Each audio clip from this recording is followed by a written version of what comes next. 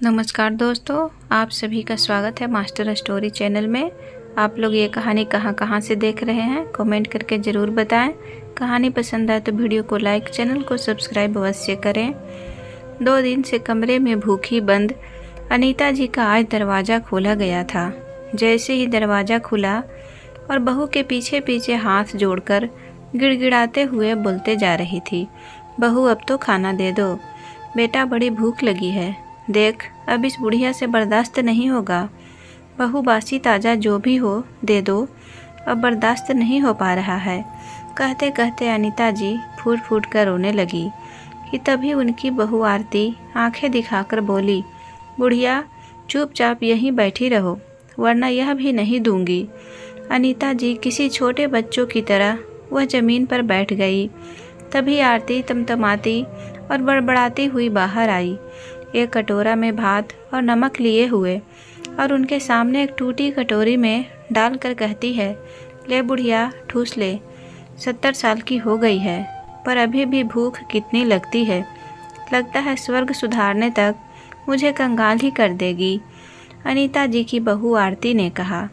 खाने को जब आरती ला रही थी, अनीता जी उसके पीछे ऐसे जा रही थी मानो वह कब से भूखी बैठी हो। आरती के उस कटोरी में भात डालते ही अनीता जी झटपट उसे खाने लगती है। वह था तो सिर्फ रात का बचा भात और नमक ही, पर उसे भी वह इतने चाव से खा रही थी, शायद उस भात से ज़्यादा उनकी भूख पुरानी थी। अनीता जी को वैसे खाता देख आरती जल भुन जाती है और वह अनीता जी के कटोरी के भात को ज़मीन पर डाल देती है। अनीता जी थोड़ी देर उसे देखी और फिर ज़मीन से ही खाने लग जाती है। इतने में आरती की कुछ सहेलियां भी वहां आ जाती है और अनीता जी को वैसे खाते देख खिलखिलाकर हंसते हुए उनका मजाक बनाने लगती है। अनीता जी इतने दिनों से भूखी, उन पर किसी के हंसने का कोई फर्क नहीं पड़ा, ना ही उन्हें अपमान महसूस हुआ। अब भूख के आगे इंसान इतना लाचार हो जाता है कि उसे आगे पीछे कुछ दिखाई नहीं देता है। आरती की एक सहेली बोली, अरे वाह आरती, तूने अब भिखारी को भी खाना खिलाना शुरू कर दिया, यह नेक काम कब से तुमने करने लगी। आरती मुंह बनाते हुए बोली, अरे नहीं नहीं, यह मेरी सास है, गांव की अनपढ़ गंवार है, तभी तो ऐसे जानवरों की तरह खा रही है। अनीता जी ज़मीन पर पड़े खाने को बड़े प्यार से खाए जा रही थी। वह बासी चावल नमक भी उन्हें किसी पकवान से कम नहीं लग रहे थे। उन्हें देखकर किसी भी दयालु इंसान की आंखों में आंसू आ जाए, लेकिन दूसरी तरफ आरती की सहेलियां उन पर बेशर्मों की तरह हंस रही थी। बहू थोड़ा सा और दे दो बेटा, अनीता जी ने गुहार लगाते हुए अपने बहू से बोली, लेकिन वह अपनी सहेलियों की बातों में इतना गुम थी कि अनीता जी की आवाज़ उसके कानों तक पहुंच ही नहीं रही थी। तभी उसकी एक सहेली ने मेज पर रखा एक पिज्ज़ा का टुकड़ा ले जाकर अनीता जी की तरफ बढ़ाती है। उस टुकड़े को देखकर अनीता जी की आंखों में चमक आ जाती है, लेकिन जैसे ही उन्होंने वह टुकड़ा पकड़ने के लिए अपना हाथ बढ़ाया, उसने अपना हाथ पीछे खींच लिया। वह कभी उस टुकड़े को अनीता जी के आगे करती तो कभी पीछे खींच लेती, और सारी सहेलियां, जो कि अमीर घराने की एक नंबर की बिगड़ैल औरत थी, अनीता जी की दशा पर ठहाका मार मार कर हंस रही थी। यह सब देखकर अनीता जी की आंखों में आंसू आ गए तो वह उस टुकड़े को ज़मीन पर फेंकते हुए बोली, ले बुढ़िया खा ले। आरती भी वही मेज पर बैठी अपनी सहेलियों के साथ अनीता जी को रोते हुए देख रही थी। तभी अचानक अपने गाल पर पड़े चटाक की हंसी ठिठोली की आवाज़ सन्नाटे में बसर गई। कौन है तू और मेरी हिम्मत कैसे हुई मुझे थप्पड़ मारने की?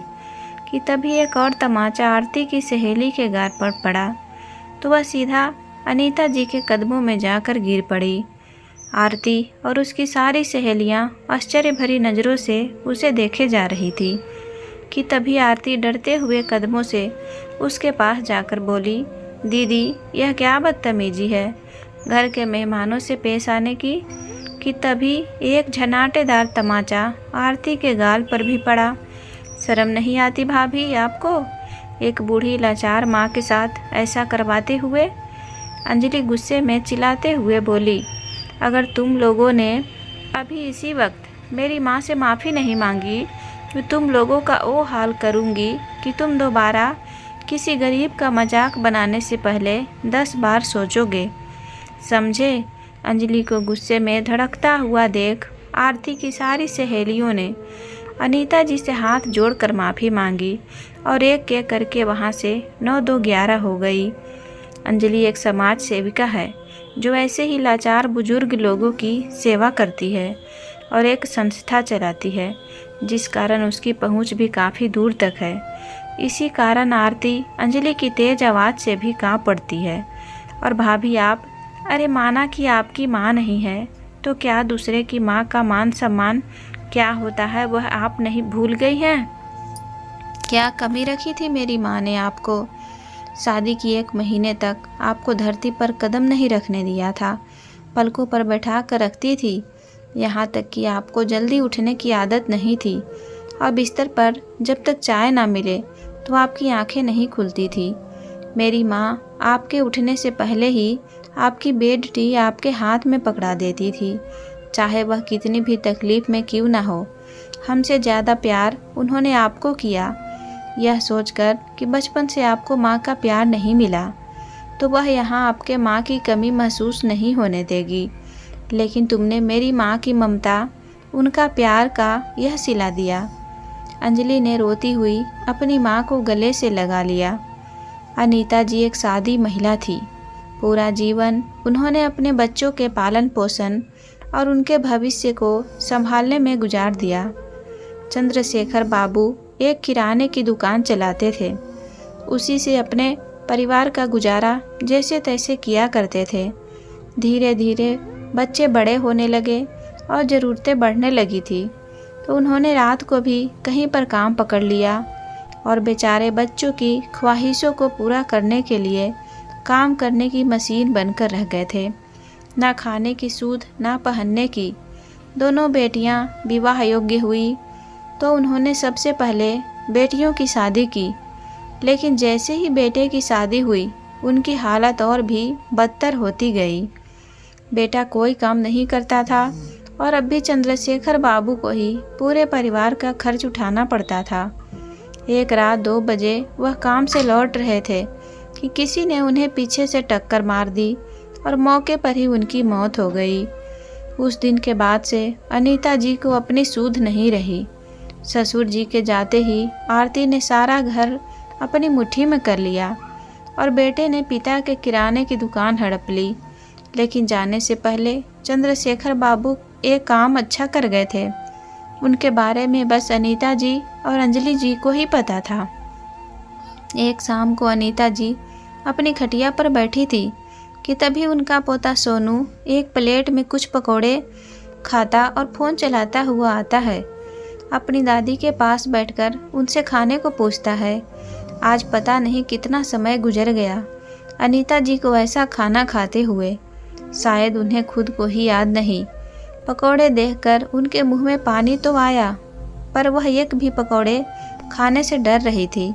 सोनू बार बार कह रहा था, लो ना दादी, एक तो ले लो, पर अनीता जी मना किए जा रही थी। तो इस पर सोनू उनके मुंह में ज़बरदस्ती पकौड़े डाल देता है। वह पकौड़े के मुंह में जाते ही एक बड़ी तृप्ति की झलक दिखती है अनीता जी के चेहरे पर। वह आंखें बंद कर पकौड़े का स्वाद ले रही थी कि तभी किसी ने उनके बाल पकड़ लिए। जब अनीता जी आंखें खोली तो आरती उनके बाल पकड़े हुए खड़ी थी और बगल में सोनू भी डर के मारे जा चुका था। आरती अनीता जी के बाल पकड़ उन्हें खाट से धक्का देते हुए बोली, बुढ़िया हिम्मत कैसे हुई तेरी मेरे बेटे से पकौड़े छीनकर खाने की? बीमार पड़ गई तो उनका बिल क्या तेरा बाप भरेगा? अनीता जी बिलबिलाते हुए बोली, बेटा मैंने नहीं छीना, वह तो सोनू ने खुद ही मेरे मुंह में डाल दिया। मुझे मत मारो बहू, आगे से नहीं खाऊंगी, बस एक ही खाई थी, मुझे मत मारो। अनीता जी रोती हुई कहीं जा रही थी। आरती उन्हें मारती जा रही थी और बोली, बुढ़िया एक तो कब से मेरी छाती पर मूंग दल रही है और ऊपर से मेरे बनाए नियम भी तोड़ रही है। आज तो जो तेरे बदन को ना तोड़ा तो मेरा नाम भी आरती नहीं।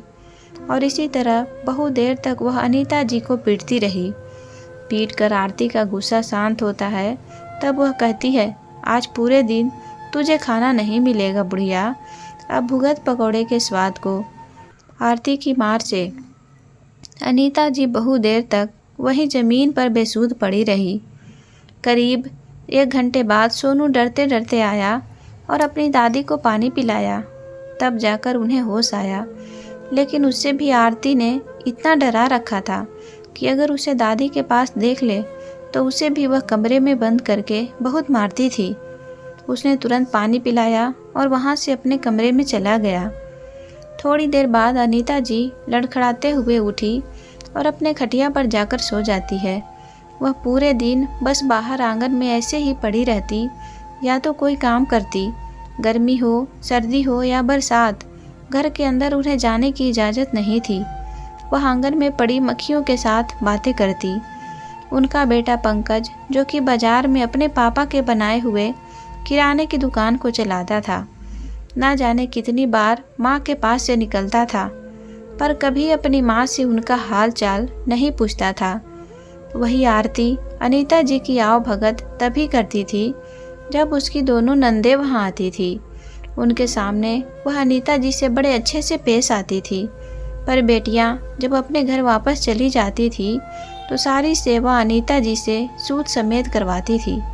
हाँ, अनीता जी ने कई बार चाही कि बेटियों को आरती और पंकज की असलियत बता दे, पर फिर वह यह सोचकर डर जाती कि कहीं ऐसा करने से बहू उसे इस घर से ही ना निकाल दे, फिर वह जाकर बेटियों की सर की बोझ बन जाएगी।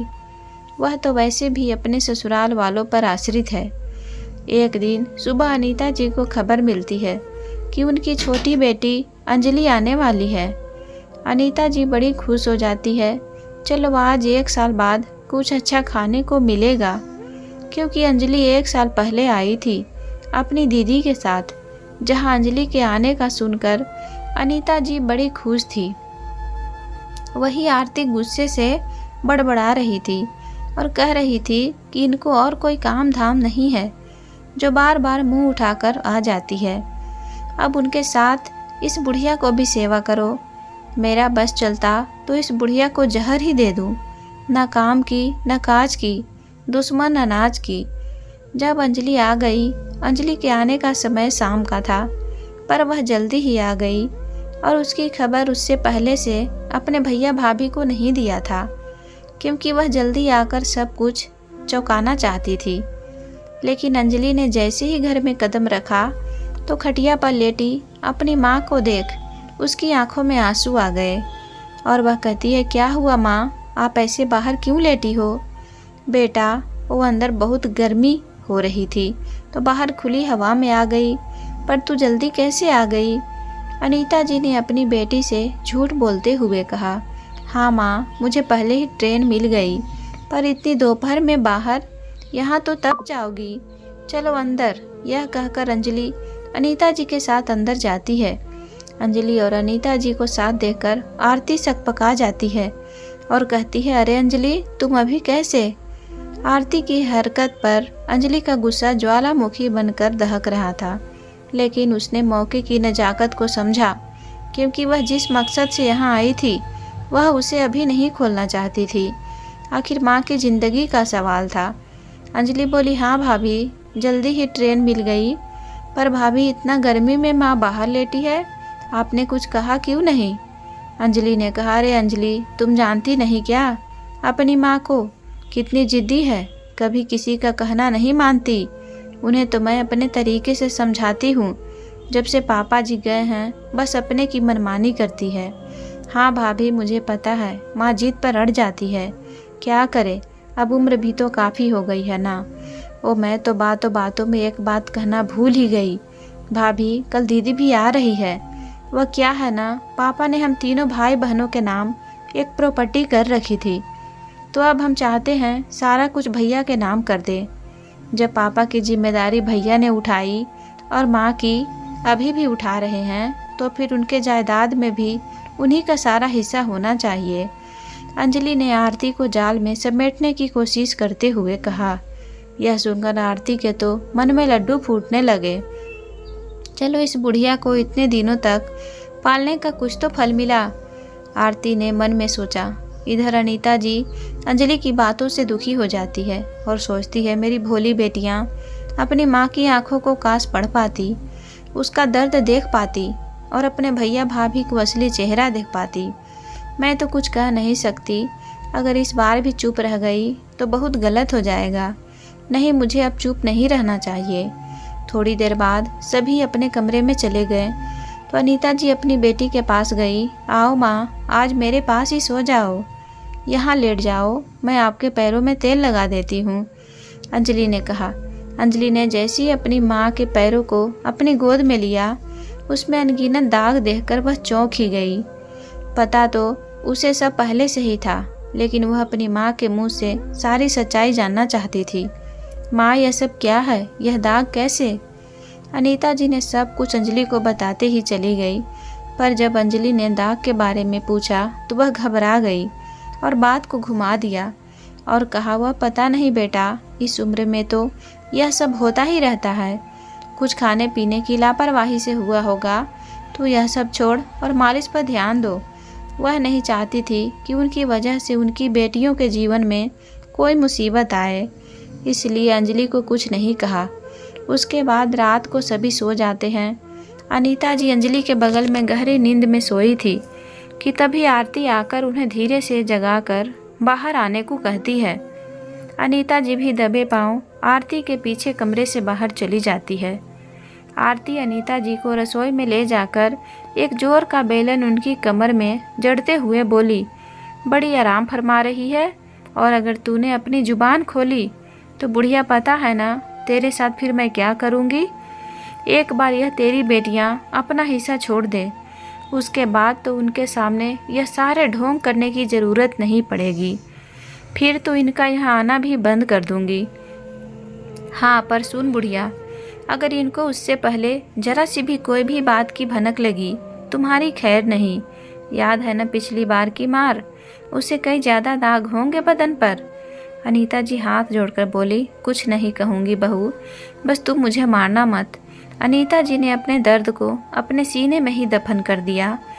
अक्सर जब बेटियाँ आती है तो माँ और बेटी एक दूसरे से बातें करके अपना दर्द हल्का कम कर लेती है, लेकिन यहाँ तो अनीता जी की हालत ऐसी थी कि वह अपना कोई भी दुख दर्द अपनी बेटी के साथ बांट ही नहीं पा रही थी और अंदर ही अंदर घुटती जा रही थी।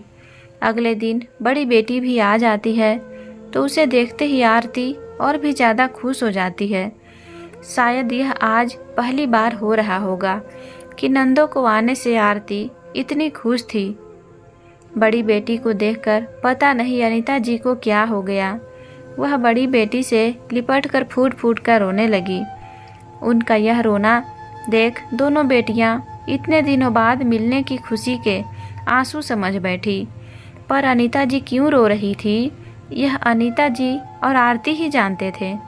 अनीता जी जानती थी कि इन सब के बाद आरती उनसे और भी बुरे तरीके से पेश आएगी, पर वह चाह कर भी अपनी जुबान खोलने की हिम्मत नहीं जुटा पा रही थी।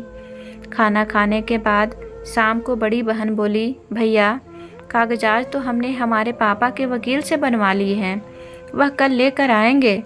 अरे यह सब करने की क्या ज़रूरत थी, पापा ने कुछ सोच समझ कर ही यह सब किया होगा, अनीता जी ने हकलाते हुए कहा। उनका इतना कहते ही आरती और पंकज बड़ी बड़ी आंखें कर उन्हें घूरने लगते हैं कि तभी अंजलि कहती है, माँ, पापा ने हम तीनों को हमेशा एक जैसा चाहा, इसलिए उन्होंने ऐसा किया, पर अब जब हम अपने अपने घर में बस गए हैं, फिर इन सब की हमें क्या ज़रूरत है। हमारी नंदों ने भी तो यही किया। माता पिता अपने बच्चों में कभी भेदभाव नहीं करते, पर पता नहीं उन्हें बुढ़ापे में क्या हो जाता है जो उन्हें सिर्फ अपने बेटों का कंधा ही इज्जत वाला लगता है। बेटियों के कंधे या उनके घर सब तो पराया हो जाता है। इससे पहले अंजलि आगे कुछ और कह पाती, बड़ी बहन उसके हाथ दबाकर चुप रहने का इशारा कर दिया और इधर अंजलि की अतरंगी बात से सभी हैरान हो गए। एक तरफ तो यह अभी कह रही थी कि पापा ने कोई भेदभाव नहीं किया, और फिर अभी कह रही है कि बुढ़ापे में माता पिता सिर्फ बेटों का कंधा ही तलाशते हैं। आरती सकपकाते हुए बोली, क्या मतलब है दीदी आपके कहने का? अंजलि बात को पलटते हुए बोली, भाभी पकोड़े बनाओ ना, माँ को भी बहुत पसंद है पकोड़े। अरे नहीं अंजलि, माँ जी को पकोड़े नहीं पसती, तुम लोगों के लिए बना देती हूँ।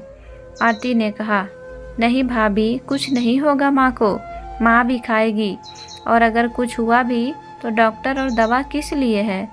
क्यों माँ, क्या कहती हो? अनीता जी तो कुछ नहीं कहती, पर उन्हें पता था कि इस बात पर आरती कितने गुस्से में होगी। अगली सुबह दोनों बहनों ने आरती से कहा, भाभी हम आपके लिए कुछ लेने बाजार जा रहे हैं, फिर पता नहीं कब आना होगा, इसलिए इस बार तो हम माँ का पूरा बंदोबस्त करके जाएंगे और 1 घंटे में वकील को साथ लेकर ही वापस आएंगे। आरती को दोनों बहनों की बातों का कोई मतलब समझ नहीं आया। उनके बाजार जाते ही आरती को पूरा मौका मिल जाता है अनीता जी पर अपनी भड़ास निकालने की। वह अनीता जी के पास पकोड़े का एक बड़ा टुकड़ा लेकर गई और कहा, यह ले बुढ़िया, पकोड़े खाने थे ना तुझे? देख कितना बड़ा पकोड़े लेकर आई हूँ तेरे लिए, और भी कुछ है इसके बाद? यह कहकर वह लाल मिर्च पाउडर उस पकोड़े के टुकड़े में लगा देती है और कहती है, अब खा इसे।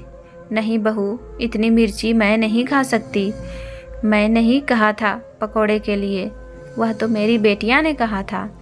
अनीता जी बिलबिलाते हुए बोली, तो बुढ़िया तूने मना भी तो नहीं किया ना, सोचा होगा इसी बहाने थोड़ा जीभ को भी स्वाद दे दूंगी। अब उसी की पर ऐसा स्वाद लगाऊंगी कि आगे से जब भी कुछ खाने का सोचा यह स्वाद सबसे पहले याद आएंगे। और अब तो तुम्हारी बेटियां भी यहाँ नहीं हैं जो तुम्हें बचाएगी। बहू, एक बार तुमने मुझे ज़बरदस्ती खराब खाना खिलाया था, जिसकी वजह से मैं 15 दिनों तक बीमार रही, और अब इतनी मिर्ची से कहीं मैं मर ही ना जाऊं। मर जाऊं तो फिर भी चलेगा, पर जो बच गई तो बहू तड़पूंगी। बहू ऐसा जुल्म मत करो, तुम मुझे जहर लाकर दे दो, मैं वह खाकर हमेशा के लिए यहाँ से तुम लोगों की ज़िंदगी से चली जाऊंगी, पर ऐसे हर रोज़ मुझ पर यह अत्याचार मत करो। आखिर मैं तुम्हारा बिगाड़ा ही क्या है? जहर दे पाती तो कब का दे दिया होता, पर यह सब करके मुझे जेल नहीं जाना। और वैसे भी बुढ़िया, तू और कितने दिन जिएगी? पर जितना दिन भी जिएगी मैं तेरा वो हाल करूँगी कि तू खुद ही मर जाएगी। आरती ने आंखें दिखाते हुए कहा, और वह पकौड़े जबरदस्ती अनीता जी के मुंह में घुसाने ही जा रही थी कि तभी पीछे से दोनों बहनों जाकर आरती का धक्का देकर एक जोर का तमाचा लगाया। अनीता जी से दूर कर देती है और अंजलि लगातार कई चांटे आरती को मारती ही चली जाती है। यह क्या कर रही हो तुम? आरती ने गुस्से में कहा, क्यों भाभी, जो आप माँ के साथ करती हैं उसके आगे तो यह कुछ भी नहीं है। उसके लिए तो आपको जो सज़ा दी जाए वह कम है। तब तक पीछे से पंकज भी आ जाता है, वहाँ का शोर शराबा सुन उसका कारण पूछता है। आरती तुरंत कहती है, देखिए, जो आज यह छोटा होकर अपनी माँ जैसी भाभी पर हाथ उठा रही है, क्या नहीं किया मैंने इसके लिए? इस घर में जब मैं आई थी यह कितनी छोटी थी, माँ बनकर इनका ख्याल रखा, और आज यह मुझ पर हाथ उठा रही है। यह क्या है अंजलि, तुम लोग यह सब करने आई हो यहाँ? अब से यह घर मेरा है और यहाँ सिर्फ मेरा और आरती का हुक्म चलेगा, और हम चाहते हैं तुम लोग यहाँ अब कभी मत आना। पंकज ने कहा, यह क्या कह रहे हैं जी आप, हमारा घर? आरती ने आश्चर्य होकर पूछा। हाँ आरती, यह लोग अभी अभी मेरे दुकान पर वकील को लेकर पहुँचे थे मुझसे दस्तखत करवाने। इन लोगों ने अपना हिस्सा मेरे नाम कर दिया, इसलिए अब तुम्हें चिंता करने की कोई ज़रूरत नहीं है। अब ना ही तुम्हें किसी चापलूसी करने की ज़रूरत है, और ना ही इस बुढ़िया को सताने से तुम्हें कोई रोक सकता है। जिसे दिक्कत है वह इसे अपने साथ ले जाए। चलो, यह तो बहुत अच्छी खबर सुनाया आपने। अब तो मैं इसे अपने सारे मेहनत का गिन गिन कर हिसाब लूँगी। पर मुझे एक बात समझ नहीं आई, इन लोगों ने आपके दुकान पर जाकर दस्तखत क्यों करवाया? और मुझे बाजार का कहकर गई। आरती के इस बात पर दोनों बहनों जोर से हंस पड़ती है। और फिर अंजलि बोली, जो भी कहो भाभी, आपका दिमाग सच में भैया से तेज है और इसीलिए हमने दुकान में जाकर दस्तखत की ताकि हमारा प्लान कामयाब हो जाए। यहाँ घर पर आपसे चालाकी करना मुश्किल होता। यह क्या मजाक है अंजलि? पंकज ने आंखें दिखाकर पूछा। तो दोनों बहनें अपने भाई को आज एक जोरदार तमाचा लगाकर बोली, रुको भैया, शुरुआत से बताती हूँ। मीना दीदी, हमें तो कलाकार होना चाहिए था, इतना अच्छी एक्टिंग करते हैं हम। क्यों, सही कहा ना मैंने? जब सोनू पकोड़े खाता माँ के पास बैठा और उन्हें ज़बरदस्ती पकोड़े खिलाए, उससे पहले ही भाभी की मेरी फ़ोन पर बात हुई थी। शायद इसीलिए सोनू ने मुझे गलती से फ़ोन मिला दिया होगा जब वह मोबाइल पर गेम खेल रहा था। यह सोनू की गलती थी या भगवान की कोई लीला, यह तो कह नहीं सकती। पर उस दिन जब माँ को भाभी सिर्फ एक पकौड़े खाने के लिए पीट रही थी, मैंने सब कुछ सुना और समझ लिया। मुझे उसी दिन यह भी पता चल गया था कि माँ के साथ आप कैसा बर्ताव करते हैं। फिर मैं तुरंत मीना दीदी से बात की और यह प्लान बनाया कि किस तरह आपको सबक सिखाया जाए। अंजलि ने कहा, हम चाहते तो तभी जाकर तुम लोगों को तुम्हारी औकात दिखा सकते थे, पर उसमें वह मज़ा नहीं आता जो आज आया।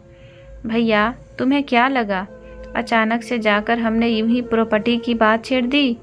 हम चाहते थे कि पहले आपसे सब कुछ छीन कर माँ के नाम कर दे, फिर आप लोगों को भी आपके ससुराल भेज देंगे।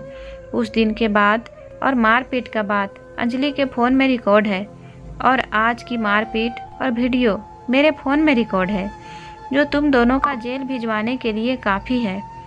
मीना और अंजलि जब बाजार गए थे तो तभी एक कैमरा वह घर के कोने में लगा कर गए थे। उन्हें अच्छे से पता था कि उनके जाते ही आरती माँ के साथ फिर से जातियाँ करेगी। क्या सच में यह लोग अब मुझ पर हाथ नहीं उठा पाएंगे? अनीता जी ने नम आँखों से अपनी बेटी से पूछा। हाँ माँ, अब आपको कोई भी हाथ नहीं लगा सकता। अगर किसी ने भी आपको गलती से छुआ भी तो उसका हाथ तोड़कर उसके हाथ में दे देंगे।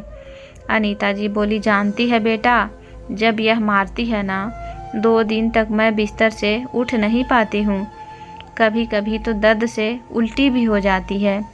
यह कहकर अनीता जी अपने आंसुओं को पोंछने लगती है और अपने हकलाती आवाज़ में कहती है, बचपन में मैं जब तुम लोगों को मारती थी, अगर उसके निशान पड़ जाते थे तो मेरा दिल रोता था, और आज अपनी बूढ़ी लाचार माँ को पीट पीट कर इतने निशान दिए कि मैं दर्द से पूरी रात कराहती हूँ, फिर भी इनका कोई फर्क नहीं पड़ता। माँ के शरीर पर इतनी मार के निशान देखकर दोनों बेटियों की आंखें भर आई।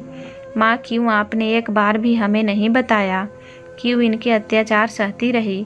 डर लगता था बेटा इनको मार से, और इसे तो फिर भी सह लेती, पर पंकज जब मारता था ना तो मुझे अपनी हड्डियाँ चटकने की आवाज़ भी आती थी। पर अब सोच, इतना सह कर भी आज जिंदा हूँ।